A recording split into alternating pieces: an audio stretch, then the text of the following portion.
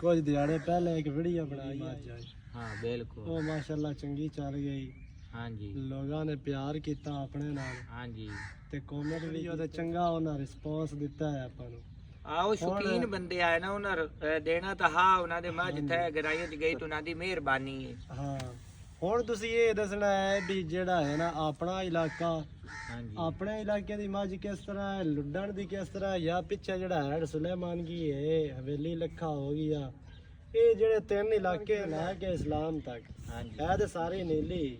ਹਾਂਜੀ ਇਹਦੇ ਵਿੱਚੋਂ ਜਿਹੜਾ ਹੈ ਇਹਦੇ ਵਿੱਚੋਂ ਦਾ ਤੇ ਇਲਾਕਾ ਮੈਂ ਤੈਨੂੰ ਦੱਸਣਾ ਹਾਂ ਬਈ ਨੀਲੀ ਸਾਰੀ ਏ, ਬੰਦੇ ਸਾਰੇ ਹੁੰਦੇ ਨੇ, ਉਂਗਲੀ ਸਾਰੀਆਂ ਪਿਆਰੀਆਂ ਹੁੰਦੀਆਂ ਪਰ ਤਾਕਤਮੰਦ ਵਿਚਲੀ ਉਂਗਲ ਹੁੰਦੀ ਹੈ। ਕੋਈ ਬਿਰਾ ਆਖੇ ਮੌਲਵੀ ਬੜਾ ਟਿਕਟੋਕ ਤੇ ਤੇਜ਼ ਬਣਦਾ ਹੈ, ਮੇਰੇ ਗੱਲਾਂ ਨਿਕਲਦੀਆਂ ਅੰਦਰੋਂ ਹੋਬ ਨਾਲ।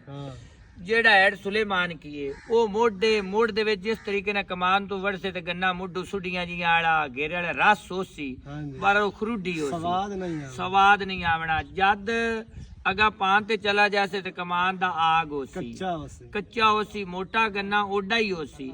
ਜਦ ਵਿਚਾਲੇ ਤੇ ਦਰਮਿਆਨ ਚ ਜਾਸੇ ਨਾ ਗੰਨਾ ਚੂਪਣ ਦਾ ਵੀ ਹੋਸੀ, ਗੰਨੇ ਦੀ ਛਿੱਲ ਵੀ ਅੱਛੀ ਹੋਸੀ ਤੇ ਤਾਕਤ ਵੀ ਅੱਛੀ ਹੋਸੀ।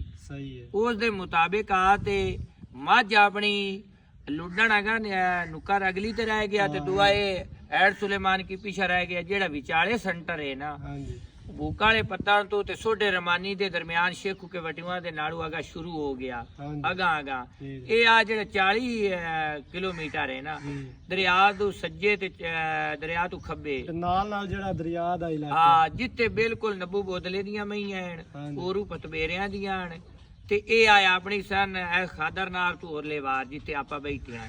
ਇਹ ਮੱਝੀ ਇਸੇ ਤਰੀਕੇ ਨਾਲ ਜਿਵੇਂ ਸ਼ੌਂਕ ਦਾ ਗੰਨਾ ਚੂਪਣ ਵਾਲਾ ਹੁੰਦਾ ਹੈ ਨਾ, ਇਹਨਾਂ ਨੂੰ ਵੀ ਸ਼ੌਂਕ ਨਾਲ ਚੂਪਣ ਵਾਲਾ ਹੈ ਬਈ ਇਹਨਾਂ ਨੂੰ ਚੋਈ ਜਾਓ, ਇਹ ਮਿਆਰ ਨਾਲ ਚੱਲਦੀਆਂ ਨੇ।